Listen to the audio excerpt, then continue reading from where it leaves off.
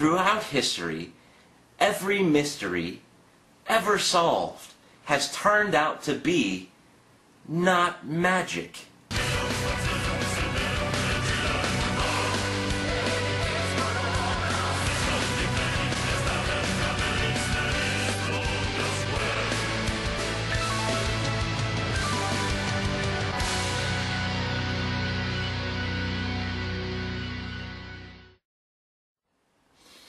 Hello everyone.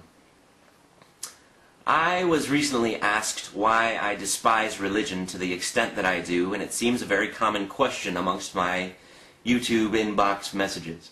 So rather than telling people to watch the plethora of videos I produced on the subject, I've decided to offer a consolidated opinion on the matter so the question can be definitively put to rest. You've seen a lot of videos recently from VenomFangX and Veritas48 in the past week, making an attempt to brand atheists on YouTube as negative atheists, as well as assign them the vastly annoying title of religious atheists. Now, Gearup has tried to chime in on this subject, but has made a complete mockery of himself, as usual, as opposed to the half-mockery Veritas48 and VenomFangX enjoy. So I'll be leaving him out of this discussion.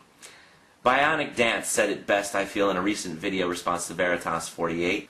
I'll paraphrase. All humans enter this world under the default position of atheism. We all have to learn about theism from some outside source because we are not able to observe God. It's a great point.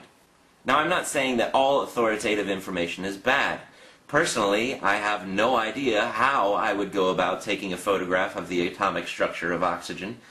However, I'm convinced by the evidence put forth by individuals much more intelligent than myself that we have the ability and the technology to accomplish such a feat, and therefore accept the information as fact. Which is an important distinction regarding the word truth. I'll get to that in a moment in reference to theology. My disdain for religion exists because of its inherent and unapologetic representation of hatred, discrimination, and the lack of personal accountability. Any ideology that would willfully segregate an entire social class merely because of their sexual orientation deserves absolutely no respect and should be publicly admonished with every opportunity. Christianity's position on homosexuality is only one of its many discriminatory and vile aspects, but it's enough to warrant disbelief. This is an argument that no true Christian can defend. They must accept its doctrine as true and say, yeah, well, I don't agree, but God's in charge, not me. Now, how pathetically disgusting. Christians conveniently busy themselves with the question of objective morality and the defense of the Creator, and somehow forget their belief that it's okay to hate the sin of homosexuality.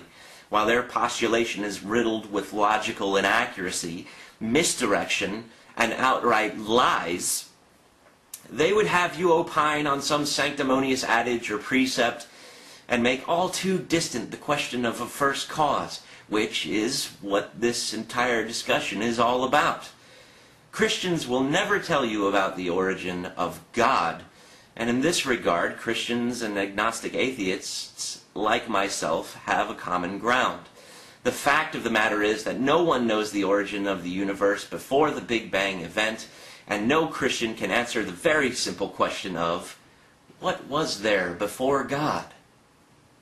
In a world still filled with so much mystery, why do you think it is that humans believe with absolute certainty that they have definitively answered the question of the origin of all things?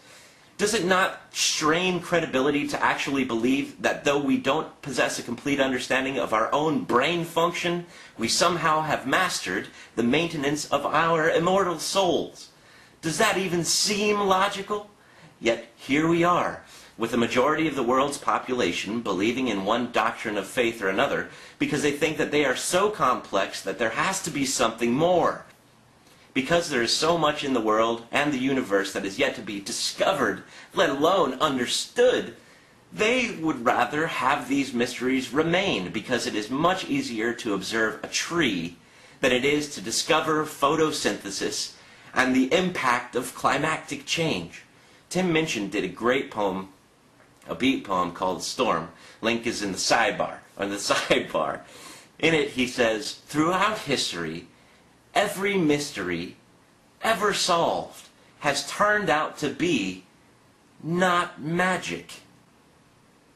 I'm here to say that unlike Venomfang X and Veritas 48, I would rather stand amongst those who would endeavor to solve the mystery, rather than with those who would observe its presence and assign some mystical and irrational cause to it.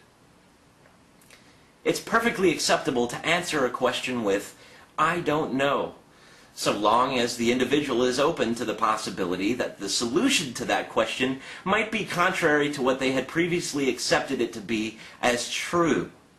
Also in the poem Storm, science adjusts its views based on what's observed. Faith is the denial of observation so that belief can be preserved. How extraordinarily true. Which brings me to the entirely made-up and totally fairy tale-worthy subject of theology. Now let me tell you something about theology. Theology is Christianity's last great attempt, its final gasp of breath for a place in the reasoned and logical world of things. It is a mechanism that allows religious people who actually have moderate cognitive ability to make up a pretend world and guess how God would have wanted things to turn out in it. It fabricates a false understanding of God's relation to the universe based on some obscure lines of Scripture. Now, since there hasn't been a peep from God in at least 1,700 years, religious scholars have been left to fend for themselves as new questions of morality and scientific data have been introduced. It is Christianity's Alamo, and they are rapidly losing the battle. As the discovery of more facts emerge about the natural world and the universe, Christians don't have any shame reminding you about the wages of sin and the pain of hell. Their viewpoints must become more pointed and drastic by proxy, and they will eventually descend into deeper realms of interpretation of just what will burn the flesh off your body as you writhe in agony in hell for all eternity. I have nothing against personal truth. People should feel free to believe whatever they choose so long as it doesn't impede on other people's well-being. But when that truth is indoctrinated into impressionably young minds, presented as fact in our empirical reality, and those minds grow to hate because of their indoctrination, I have a problem with it. Hate is wrong. Christians hate. Christianity is wrong. I hope that clears it up for you. Well, bye now.